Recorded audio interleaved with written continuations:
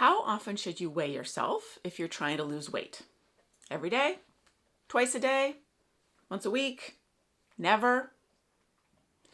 I am diving into this question today, and my hope is that by the end of this quick video, you're going to have some real clarity around what the right answer to this question is for you. Welcome back to my channel. If this is your first time joining me, thank you for joining me.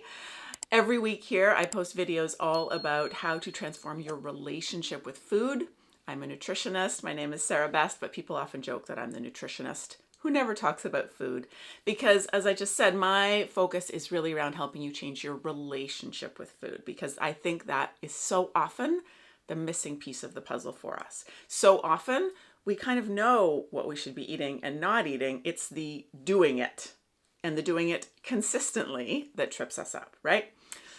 So in my flagship program, which is called Change Your Brain, Change Your Body, every other week I do a live Q&A session with our members, and they can ask me questions about anything. They pick my brain about everything under the sun. But one of the questions that I get almost every other week is, Sara, how often should I weigh myself? So I've answered this question so many times, I thought it would just be helpful for me to record a quick video here for you, because maybe you have the same question, and hopefully by the time we get to the end of this video, you will have a real clear sense of what the right answer is for you. Okay, first, let's start with the science. I always like to start with the science, and the science on this question is pretty clear. Numerous studies have shown that weighing yourself regularly is a really important aspect of weight loss. In fact, according to Dr. Michael Greger in his comprehensive book, How Not to Diet, evidence supporting frequent self-weighing as part of weight management interventions is now considered so strong that it's been incorporated into the official weight management guidelines put out by the Obesity Society, as well as the American Heart Association and the American College of Cardiology. Dr. Greger goes on to point out that the National Institutes of Health calls regular self-weighing crucial for long-term weight control. Seems pretty cut and dry, doesn't it?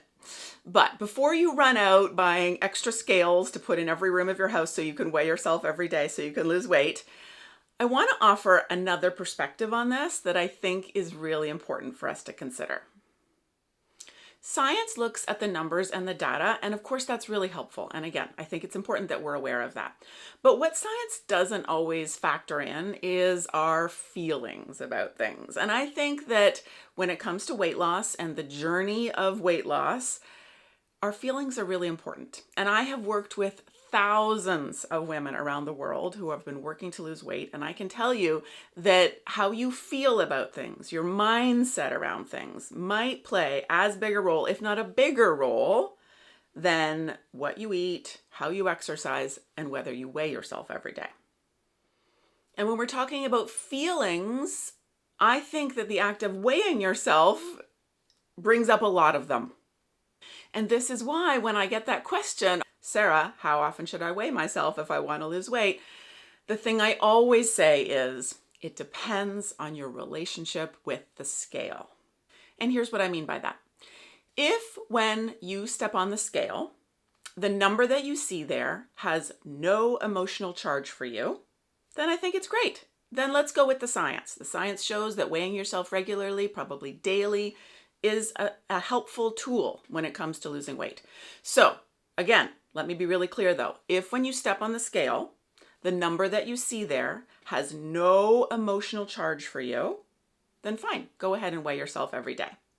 But, and this is a very big but, if when you step on the scale, the number that you see there brings up all kinds of feelings for you, if when you step on the scale and you see a number there, and maybe it's not the number you wanted to see, if that brings up all kinds of feelings and beliefs and stories for you about how successful you are, about how valuable you are, about how attractive you are, about how worthy you are, about whether you're succeeding or failing, about whether you're good or bad, then I think we have a problem. And if the number on the scale has that kind of emotional charge for you, in my opinion, it quickly, immediately, and powerfully negates any benefit you might be gaining by weighing yourself regularly.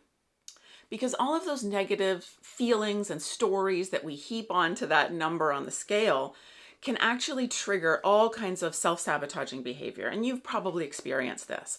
The primary one is something that I call the what the heck effect. And I have a video all about the what the heck effect that I'll link here for you. So you can check that out and explore what that is and how to avoid it. But when we feel like we're failing, when we feel horrible about ourselves, when we feel like this whole journey is hopeless, when we feel like we're not making any progress, all of those feelings play a huge role in your ability to stick with any kind of eating plan or exercise approach consistently to see the benefits that you want, right? And so that's why I think it's really important not just to look at the science, which, does indicate that weighing yourself regularly does help with weight loss, but also to factor in what your personal relationship with the scale is. And if that relationship is an emotionally charged one, right? If that number on the scale can make you feel wonderful or horrible, right? If it has that kind of emotional charge, then I highly recommend that you avoid weighing yourself, at least on sort of a daily or weekly basis. Maybe you do it every other week, or, maybe once a week does work for you. You need to feel into like what feels like a healthy relationship with the scale for you. What is going to be an amount that you can weigh yourself that doesn't trigger all that kind of self-sabotaging, what the heck effect, all of those negative feelings of I'm failing or I can't do this or I'm never gonna reach my goals.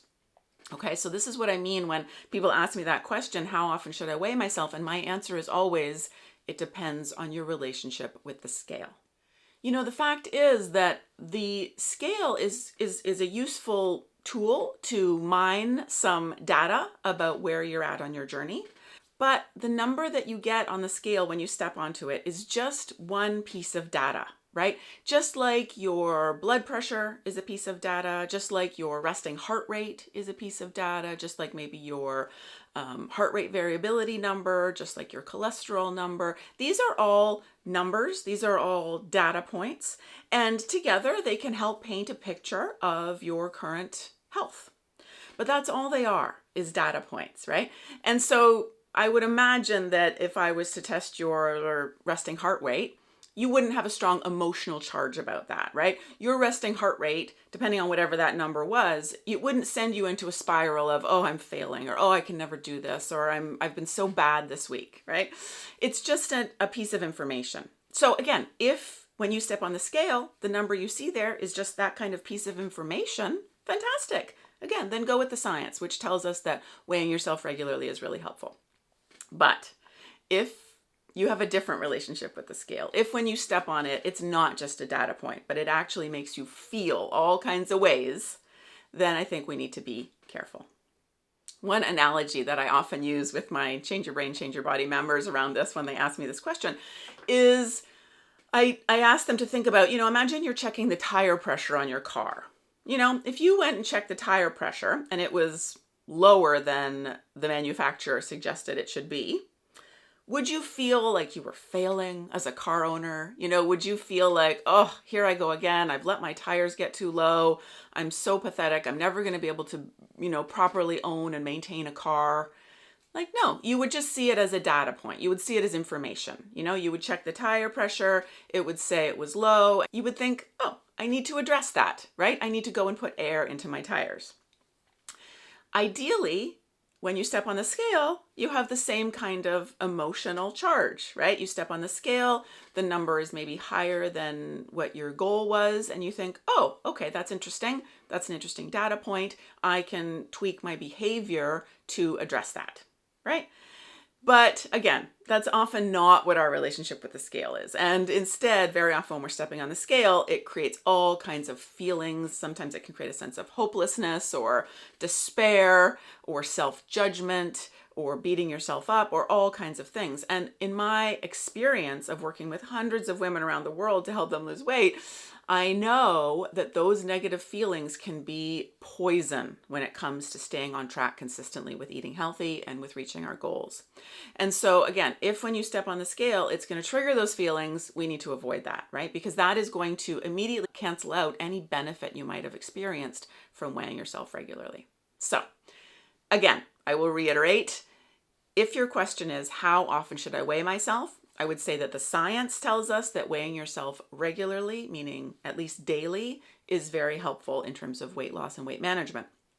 But my question back to you is always, what is your relationship with the scale? If it is a very healthy one, if it is an emotionally neutral one, then go ahead, weigh yourself every day. Fantastic. Collect that data and use it to tweak your behavior.